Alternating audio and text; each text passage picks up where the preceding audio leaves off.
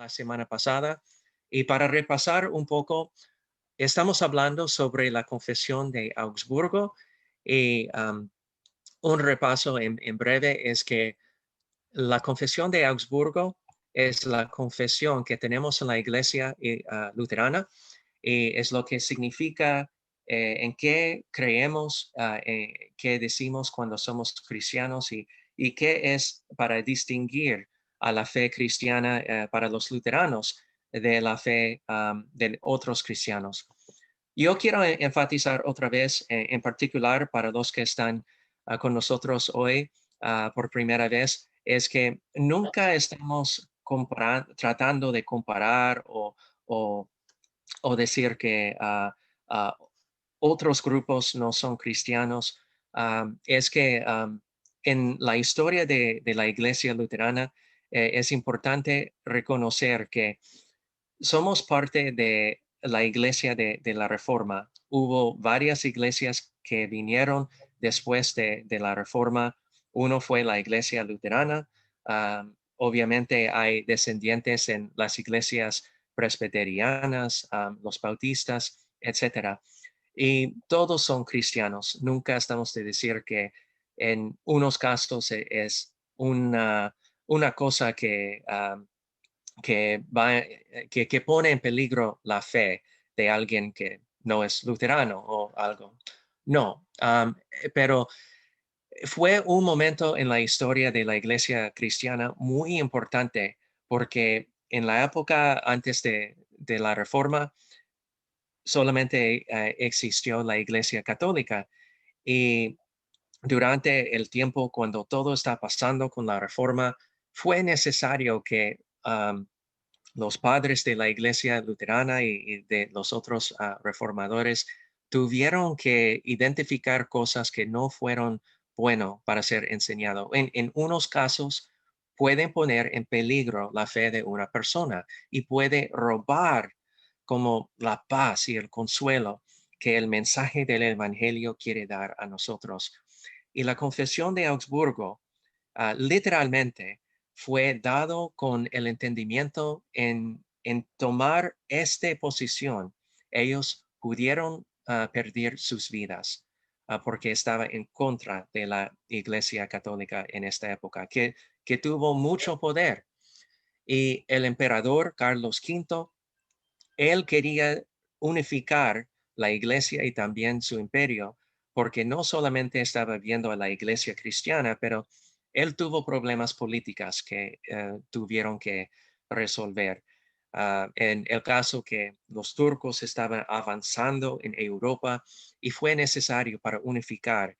Y desafortunadamente, por esta razón, también fue fácil que él simplemente quería decir, acepta lo que digo en vez de acepta lo que es bueno para la iglesia cristiana. Los reformadores, como en el caso de Melanchthon, que fue como el representante de los luteranos, fue a Augsburgo para presentar esta confesión y la confesión otra vez significa no, hoy en día normalmente pensamos sobre una confesión cuando estamos como compartiendo la culpa de algo, pero confesión es más para decir como lo que creemos y es lo que dice y eso es como una representación que creemos en una confesión. Bueno, eso fue como un repaso sobre la semana pasada. Y el contexto fue que el emperador Carlos V llamó la dieta como el concilio, más o menos, de Augsburgo.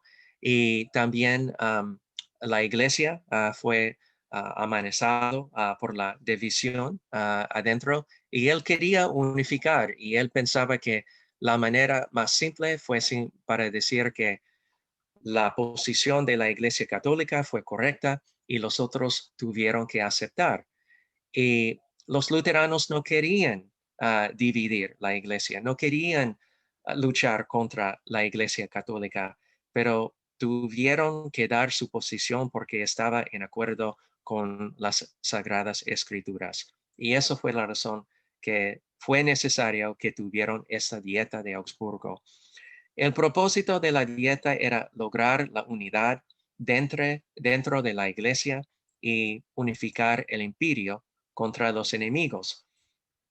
Y la confesión fue la voz de la iglesia evangélica y de los líderes políticos. Y como yo mencioné, Melanchthon fue lo que escribió mucho de la confesión de Augsburgo. El tono es pacífico. No quería luchar con el imperio, no quería luchar con la Iglesia Católica, pero ellos querían decir la verdad en el amor y este enfoque permitió que las personas no estar defensiva. El deseo fue que ellos pudieran escuchar y pensar útilmente en lo que estaban diciendo.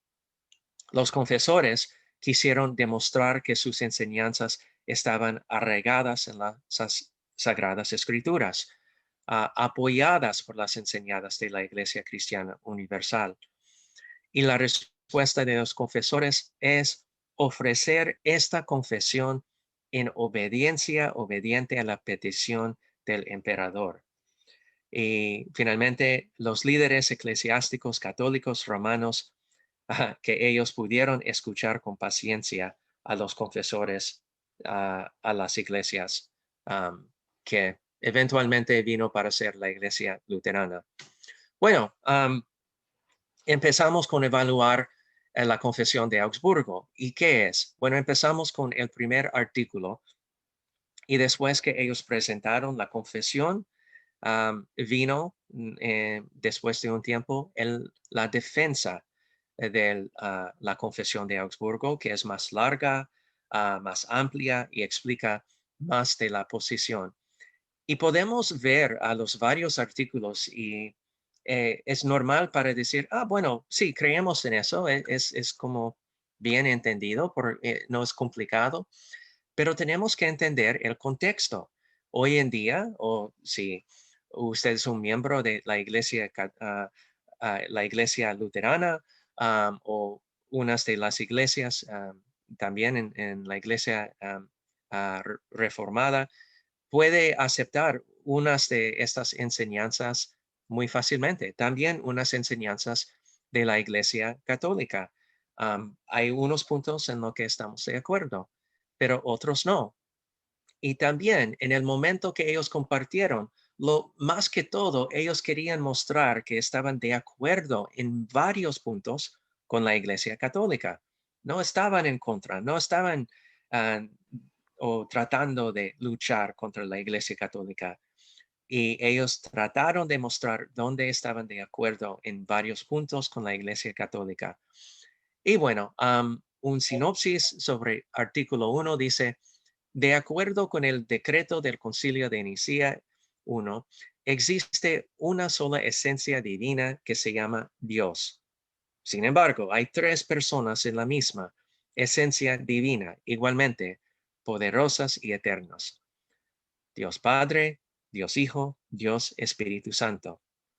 Rechazan todas las creencias cristianas antitrinitarias como la de los maniqueos, valentinios y estos grupos son varios. Maní fue como un líder más o menos que habló sobre la oscuridad y la luz y como dos tipos de como poderes en el mundo que estaban opuestos uno contra el uno.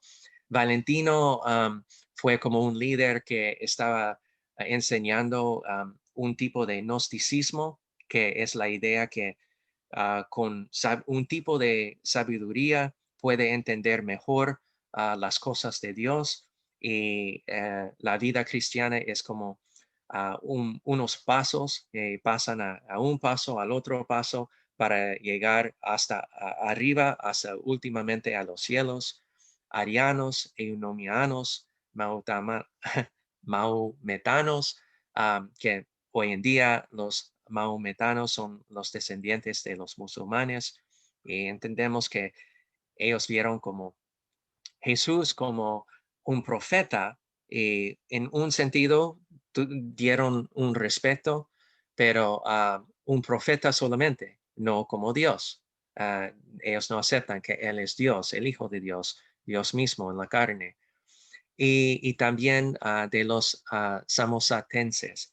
Muchos grupos que tuvieron una posición varias veces en un sentido usando palabras cristianas o doctrinas cristianas mezcladas en sus enseñanzas y fue complicado. Y el deseo de la Iglesia Católica fue para incluir Lutero con estos grupos y también los miembros de la Iglesia Luterana. Pero ellos querían clarificar, mira, estamos de acuerdo con ustedes en decir que Dios es un Dios trino, que Jesús es el verbo y hay tres personas, pero una esencia divina y estas cosas que estaban de acuerdo con la Iglesia Católica. Muy importante para compartir en frente de ellos. Y este es el artículo 1, y dice, en primer lugar, se enseña y se sostiene unánimemente, de acuerdo con el decreto del Concilio de Nicea, que hay una sola esencia divina, la que se llama Dios y verdaderamente es Dios. Sin embargo, hay tres personas en la misma esencia divina, igualmente poderosas y eternas. Dios Padre, Dios Hijo, Dios Espíritu Santo. Todas las tres son una esencia divina, eterna, sin división, sin fin, de inmenso poder, sabiduría y bondad, un creador y conservador de todas las cosas visibles e invisibles. Con la palabra persona no se entiende una parte ni una cualidad en otro, sino que subsiste por sí mismo, tal como los padres han empleado la palabra en esta materia. Por lo tanto, se rechazan todas las herejías contrarias a este artículo, tales como la de los maniqueos que afirmaron dos dioses, uno mal y otro bueno, también la de los valentinianos, los arianos y unos de esos grupos como arianos enseñaron que hubo un tiempo cuando Dios no o Jesús no existió.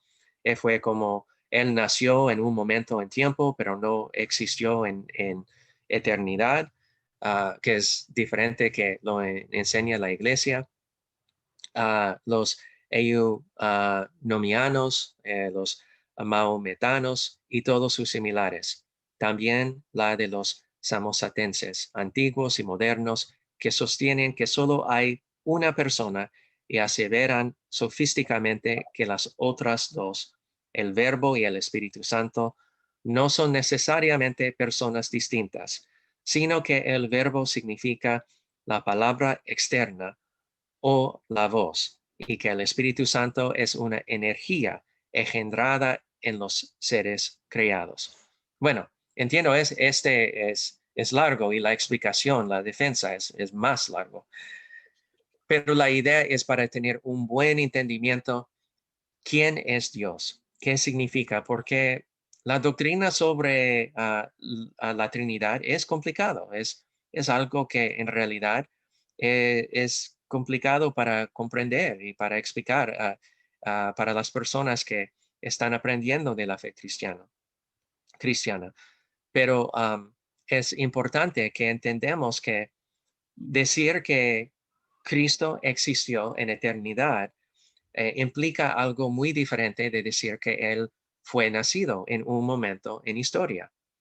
Nosotros aceptamos que Cristo estaba presente desde el principio de la eternidad, siempre presente con el Padre y también el Espíritu Santo. Y las primeras palabras de Génesis nos comparte con nosotros que existió o existieron el Dios Trino desde el principio de la creación. Habla sobre Dios hablando, que es el verbo. Sí, tenemos Dios el Padre, tenemos el verbo, que es Jesucristo, que fue encarnado en la carne, nació de la Virgen María, y también el Espíritu Santo. Habla sobre el Espíritu Santo que existió durante el tiempo de la creación encima de las aguas que estaban en el principio. Y importante que tenemos este mensaje claro para no decir que Cristo es como menos del Padre, que es como otro Dios o Él es como parte de un Dios bueno y un Dios y hay un otro Dios malo. Eso es lo que ellos están explicando claramente aquí en artículo 1. Bueno, preguntas, comentarios sobre artículo 1. ¿No? Sí, Sí. buenas, hermano, Ujú, pastor. Yo ujú, sí tenía eh, una pregunta o dos preguntas. Cuando usted habla o sea, de los criterios esbozados en el Concilio de Nicea que propugnan por la existencia de una esencia divina, ujú, igual Dios, es decir, esa esencia divina se trata de Dios. Eh, que se refuerza o se justifica con, el, con tres entes que conforman esa esencia divina. Es decir, tenemos la esencia divina que es la generalidad, pero la ujú. parte específica, que sería Tres el personas. Padre o las tres Ujú, personas, tres entes o tres sí. personas, el Padre, el Hijo y el Espíritu Santo, eso es, conforman esa entidad que se llama esencia divina. Es lo que quiero preguntar, ¿no? Sí. Por otro lado, usted habla de varias, en aquel momento, varias corrientes religiosas, quizás filosóficas, que trataban de dar una explicación como, como los valentinianos, etcétera, y se menciona también los maometanos. Nos referimos a la fe o a la religión de Mahoma que contempla, que no es cristiana, porque los Sí. valentinianos de una forma u otra admitían la existencia de Cristo, pero entiendo yo en mi ignorancia teológica que los maometanos no entienden a Jesucristo como hijo de Dios. Entonces, ¿a qué se refiere eso? Sí, sí, correcto. Es que los maometanos, como son los musulmanes, bueno, no puedo decir con certeza que lo que ellos estaban enseñando fue exactamente como hoy en día, pero sí, eso en palabras cortas, es decir, que esos los refiere a los musulmanes hoy en día y que ellos aceptaron que solamente hay un solo Dios y nosotros decimos como cristianos que solamente hay Dios, pero como cristianos que hay una esencia divina, pero existe en tres personas que son ah, ah, separadas, distintas. Y es que a veces se trata de explicar el Dios Trino y mira, siempre pienso que es importante cuando los pastores dicen que, bueno, la Trinidad es complicada para explicar. Pues, es a veces como ellos tratan de dar la impresión que ellos entienden, pero las personas no entienden. Bueno, yo no entiendo completamente tampoco, o los pastores no necesariamente pueden entender cómo es, pero es lo que enseña la Biblia, que hay una esencia divina y tres personas, y a veces se trata de explicar, en decir que en los estados de agua, por ejemplo, dice que existe Dios en la forma de hielo, de un gaseosa y también líquido, pero eso también no es técnicamente la mejor manera para explicar. Tratamos de explicar porque entendemos que la esencia es la misma de Dios, pero cuando decimos o usamos el ejemplo de agua en las tres formas de hielo, gaseosa y líquido, todavía no es el mismo tampoco para explicar las tres personas, porque las tres personas son diferentes, pero todos son Dios.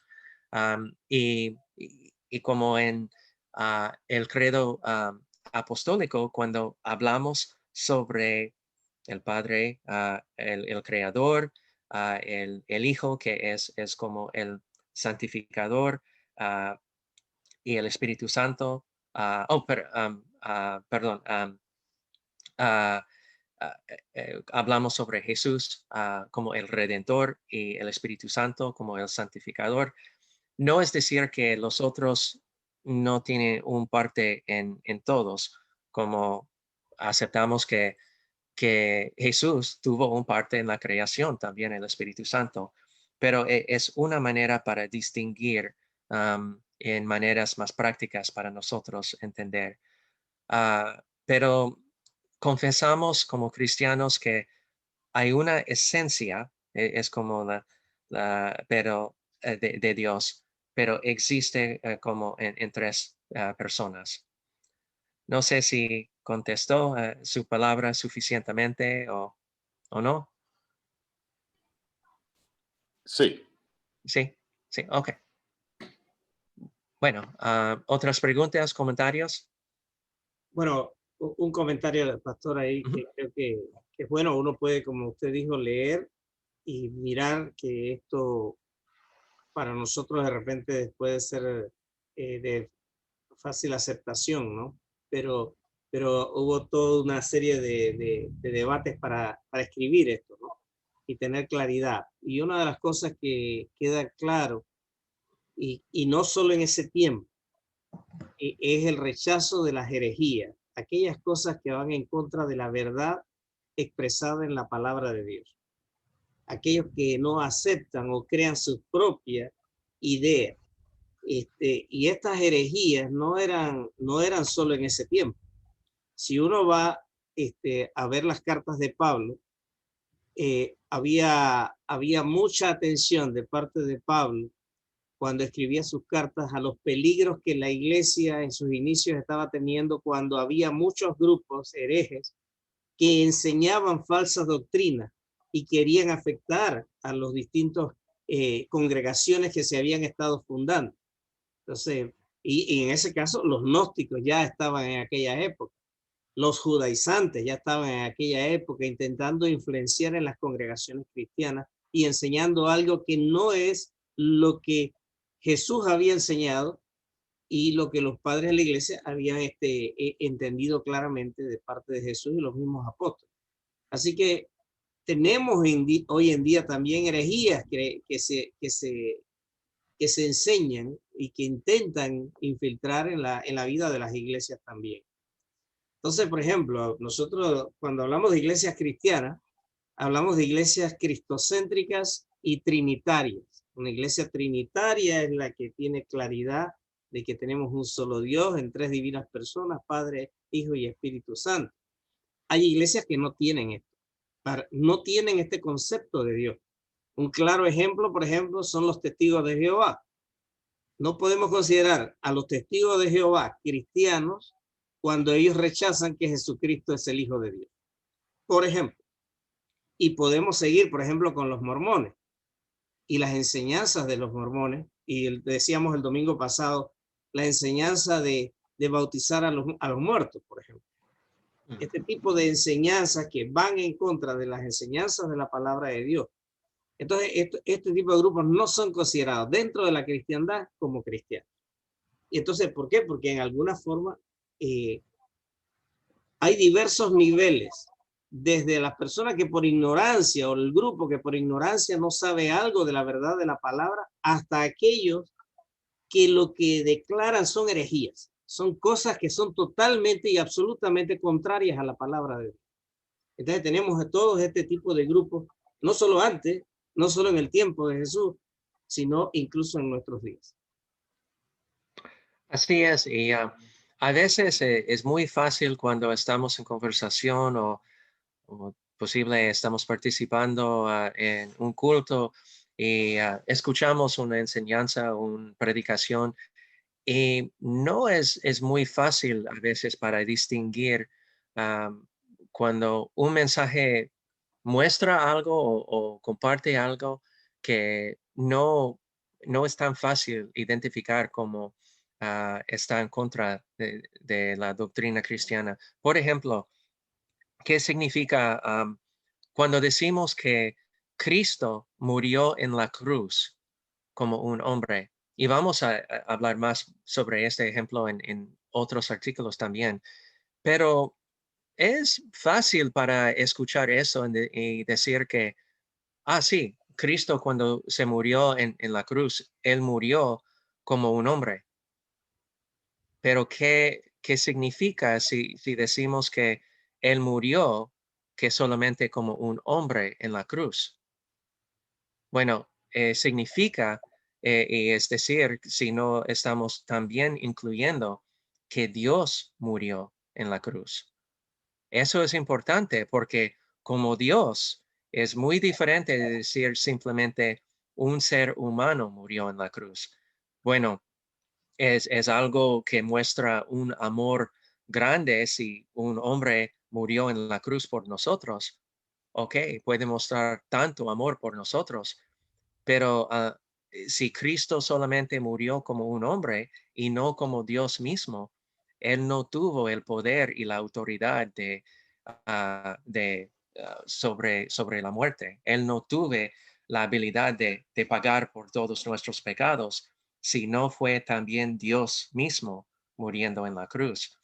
Y es fácil para ver y pensar que, bueno, es que Cristo simplemente él murió como un hombre porque fue un hombre, pero al mismo tiempo que fue hombre, también fue Dios. 100% hombre, 100% Dios. No como 50%, 50%, o no parte del tiempo de ser un ser humano y parte del tiempo como Dios.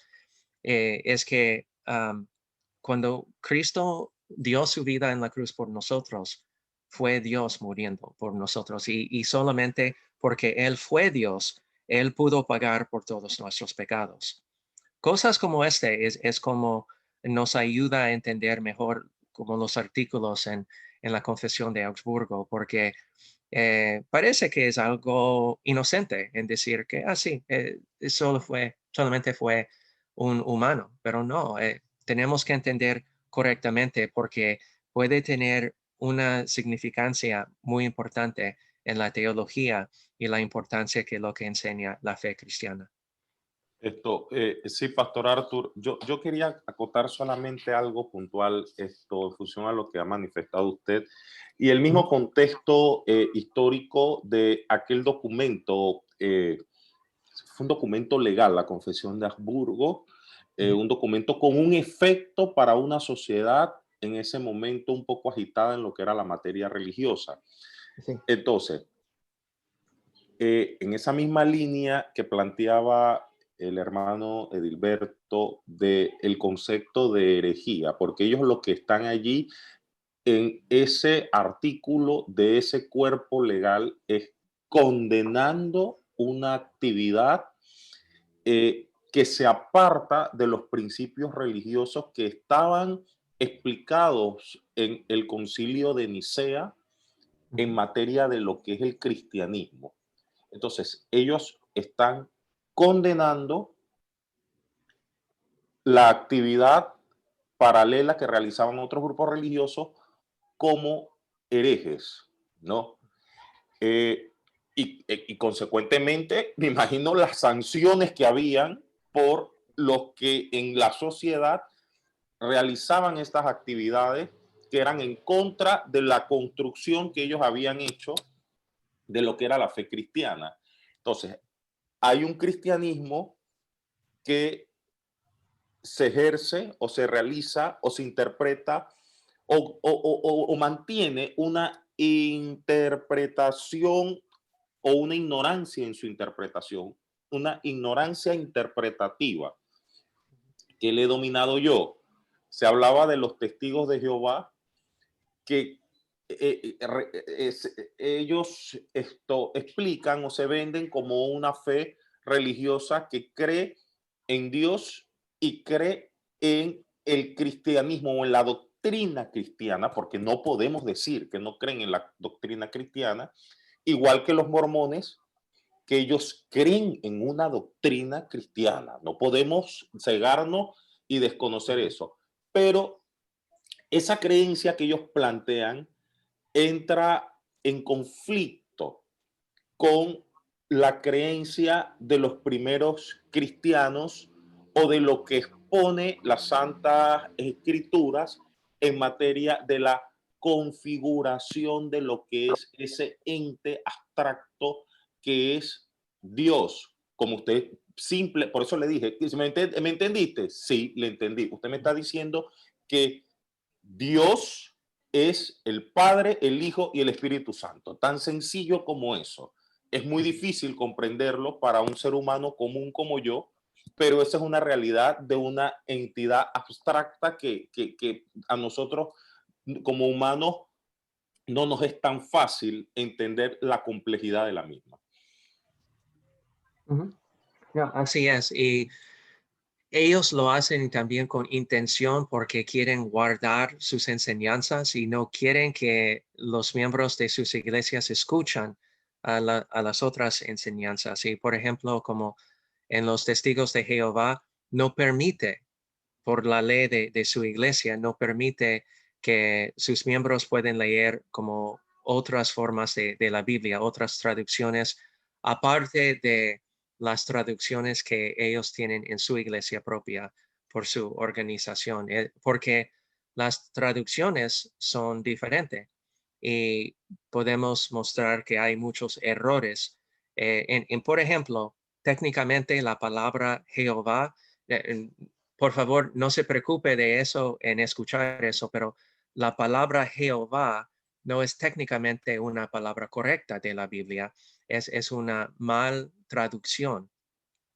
Ellos tradujeron, los primeros traductores que estaban traduciendo la Biblia, traducieron en una manera incorrecta. Es que lo que pasó es que en corto es que hay con los judíos en el pasado, ellos nunca pudieron pronunciar el nombre de Dios porque fue sagrada. La palabra, el nombre de Dios fue sagrada y nunca pudieron pronunciar la palabra de Dios. Y por eso, cuando ellos escribieron la palabra de Dios, ellos escribieron los consonantes de Dios, pero cuando los judíos que estaban leyendo las lecturas llegaron al punto para pronunciar el nombre de Dios, Yahweh, lo que nosotros decimos Yahweh, ellos supieron en su mente, yo no puedo pronunciar este nombre porque es tan sagrada. En vez de eso, voy a pronunciar Adonai. Y otra palabra como Señor. ¿Y qué pasó? Es que para los judíos no fue un problema porque ellos vieron el nombre correcto de Dios, pero supieron en su mente para pronunciar otra palabra porque no querían desrespetar el nombre de Dios. Pero lo que pasó es con tiempo, el lenguaje de los judíos hebreo originalmente no tuvieron vocales escritos, solamente consonantes.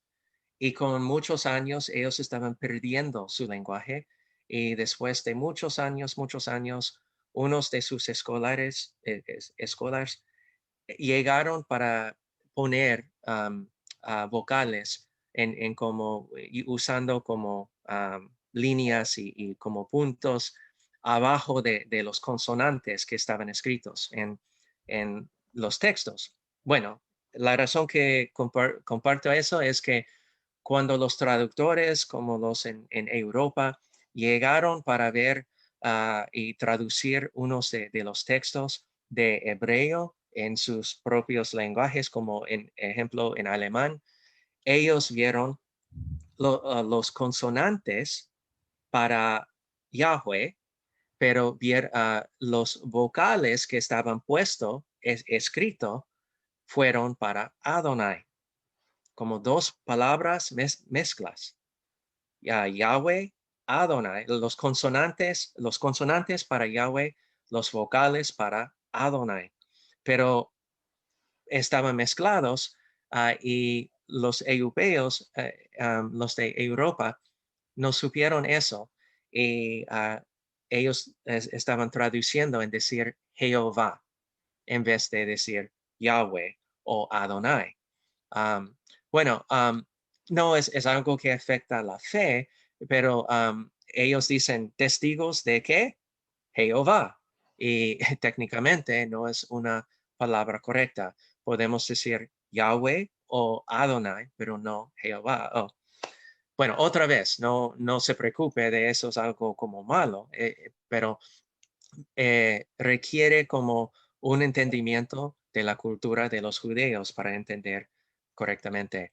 Pero sí, hay varios grupos como en el tiempo de Lutero y otros que estaban mezclando varias enseñanzas. Y bueno, en artículo 2 vamos a ver eso también, porque habla sobre cómo un mal entendimiento de pecado original puede afectar como el entendimiento de su fe diariamente como un cristiano.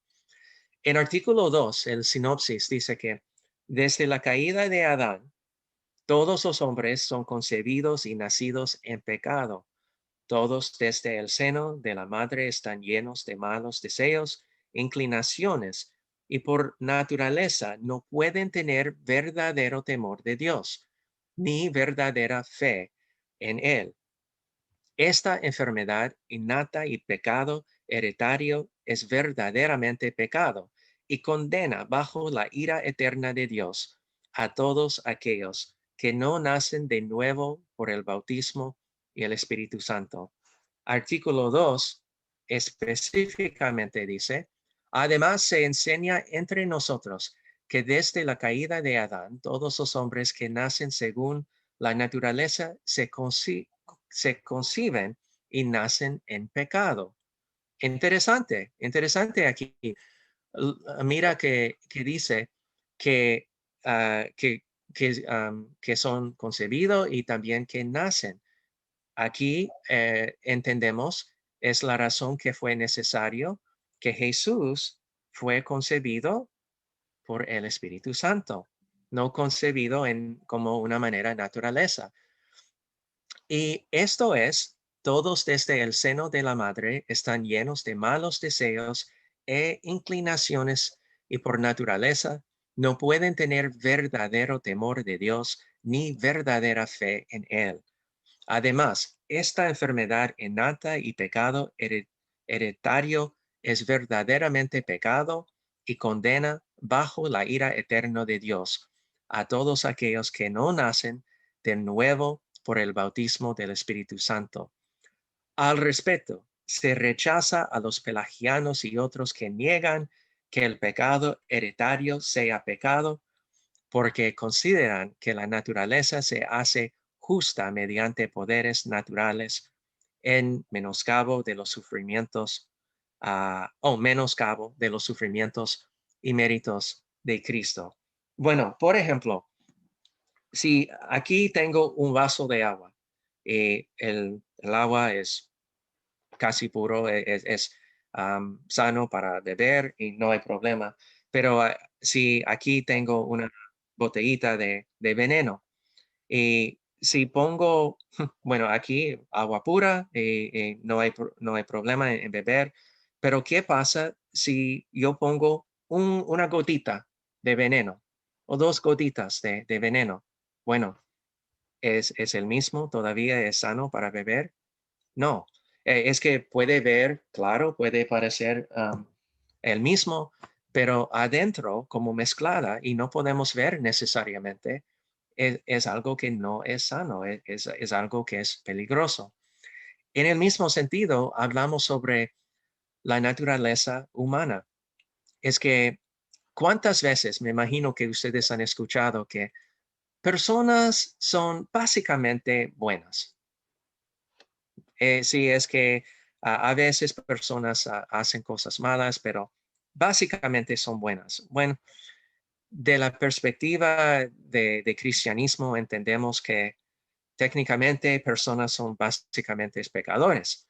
Y es que sí, hay la posibilidad, el poder de hacer buenas cosas, pero artículo 2 quiere enfatizar que la inclinación, la intención muchas veces es que tratamos de hacer cosas mejores, pero la inclinación de nuestra naturaleza es hacer el malo.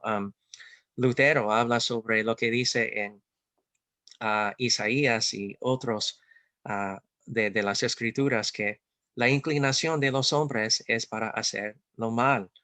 Y no importa si está haciendo una buena obra, si su corazón no está correcta. Si hace, por ejemplo, el ejemplo que ellos querían decir en el seminario fue que hay un anciano que necesita ayuda y un chico está ayudando para cargar su comida a su casa, pero está haciendo porque es la cosa correcta para hacer, posible, pero es posible también que una persona hace buenas cosas para recibir la admiración de otros o para tratar de ver a los otros que están haciendo algo bueno.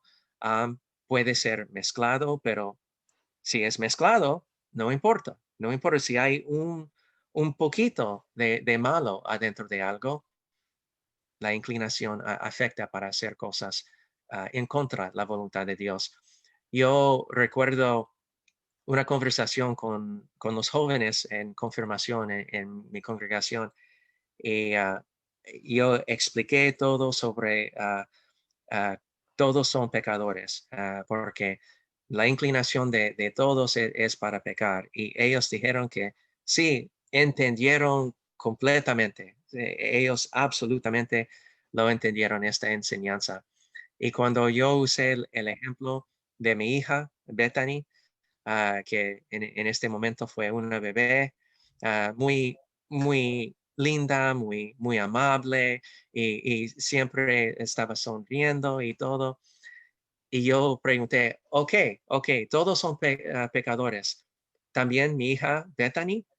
Ay, no, pastor, por seguro no. Ella es tan linda, tan inocente, porque solamente tenía como 3 años. Sí, pero todavía es una pecador. También todos los niños, todos los seres humanos. Y este es la importancia de entender que recibimos, es parte de la herencia en nosotros que tenemos este pecado y es parte del trabajo del Espíritu Santo trabajar en nosotros para quitar este pecado de nuestras vidas. Bueno, Pastor, una pregunta. sí, sí. Sí, esto, yo entendí, comprendo y creo que el ser humano de manera innata es pecador, ¿no? Hay Ujú. una construcción o hay una enfermedad, como lo pone el artículo, de pecado y hasta de maldad en el ser humano por su naturaleza. Mi pregunta es si ese ente supremo que es Dios creó las cosas, el cosmos, hasta la misma anatomía, el mismo cuerpo humano, con tal perfección, ¿por qué dejó correr o por qué dejó pasar esa enfermedad? ¿Por qué no pudo matar o eliminar esa enfermedad nata que se declara o se profesa en nuestra fe religiosa que tiene el ser humano? ¿Cuál fue si hay una razón lógica o simplemente fue algo que no se pudo hacer? Pero para estar claro que entiendo correctamente, es que por qué Dios no como mata el pecado o esta inclinación en nosotros mismos. Exacto. ¿Por qué Dios Sí, dejó pasar esta enfermedad nata? ¿Por qué lo permitió? No. sí. Bueno, en corto, la respuesta es no sé, no sé exactamente por qué. Y cuando vemos como la historia sobre cristianismo, podemos ver que hay un plan que Dios tiene. Es que podemos preguntar por qué pasa tantas cosas en el mundo que son en contra de la voluntad de Dios. Y yo he preguntado esta pregunta tantas veces en mi vida, porque yo veo que hay obviamente cosas que pasan que son horribles. Es como los ejemplos los más malos que puede imaginar. En mi tiempo en trabajar con servicios sociales, yo vi cosas que pasaron a los niños horribles, a veces por sus padres, a veces por otros. Y no pude entender. Y cuando estamos al punto para preguntar por qué esta pasa, podemos decir, y no es que no estoy tratando de no responder, la respuesta es que en verdad no, yo no puedo decir, no puedo como justificar a Dios o tratar de defender a Dios, pero podemos decir eso con confianza, que sabemos con certeza que Dios sí tiene un plan y el plan es que mandó su Hijo para pagar por los pecados que los antepasados y nosotros y los en el futuro hasta la venida otra vez de Cristo viene. Él tiene y él cumplió un plan para, para corregir a la enfermedad que tenemos en este mundo. Nadie sabe el momento, la fecha, el año, el día, pero Él está trabajando, Él ha trabajado, Él cumplió en pagar por los pecados del mundo. Y ahora es como la oportunidad para los que creen para llegar a la cruz, para identificar, aceptar a Cristo como su Salvador. Pero es buena pregunta y esas son las preguntas que siempre como cristianos debemos preguntar, porque cuando preguntamos y hablamos con Dios en esta manera, es ah, para saber que tenemos esta relación con Él. Y a veces no entendemos por qué cosas pasan, como pasan en el mundo, pero entendemos que Él sí tiene un plan y por lo menos sabemos un parte de este plan, que hubo pecado que vino a este mundo y fue necesario que estos pecados sean pagados y por eso Él mandó su Hijo y ahora ya tenemos esta oportunidad a saber que Dios es nuestro Salvador. Eso, eh, ¿esto es suficiente? Oh, sí, Ediberto. Sí, en el punto 19 vamos a hablar de la causa del pecado, más adelante, evidentemente. Pero es interesante qué es el pecado, para empezar, ¿no? Y ver las cosas como lo que son, o sea, es el quebrantamiento de la ley de Dios, ¿no? Desobediencia a Dios. Entonces, es como Dios es el creador, es nuestro creador. Dios establece las reglas y las normas y los mandamientos. Nosotros tenemos que obedecerlos y nos ha dado ese libre albedrío del que hablaremos posteriormente también. Nos ha dado esa capacidad de pensar sobre esto de obedecer o no obedecer. No estoy pretendiendo responder la pregunta, pastor, para nada. Solo estoy dando algunas ideas para que veamos, por ejemplo, que nosotros como hijos ahora, como creación de Dios, hemos recibido estas normas. Cada padre en su casa tiene sus normas y sus reglas. Y pone sus normas y sus reglas y los hijos obedecerán o no obedecerán. Y ese quebrantamiento de la norma normalmente se maneja con premio y castigo en muchos de los hogares, si premio si cumple, castigo si no cumple, etc. Para ayudarnos un poquito con el tema ahí, pero lo interesante que me llamaba la atención de este artículo 2, ¿no? Que lo describiste muy, muy bien con la gota de veneno en el vaso de agua. Esta descripción que, no, bueno, ahora el agua sigue siendo limpia y pura, ahora que le agregué una gota de veneno, ahora que enseño una mentira al mundo, una sola mentira al mundo, la verdad sigue siendo verdad. O sea, sigo enseñando la verdad correcta cuando enseño una mentira. Por ejemplo, esto de que los pelagianos son rechazados porque niegan el pecado hereditario que nosotros aceptamos.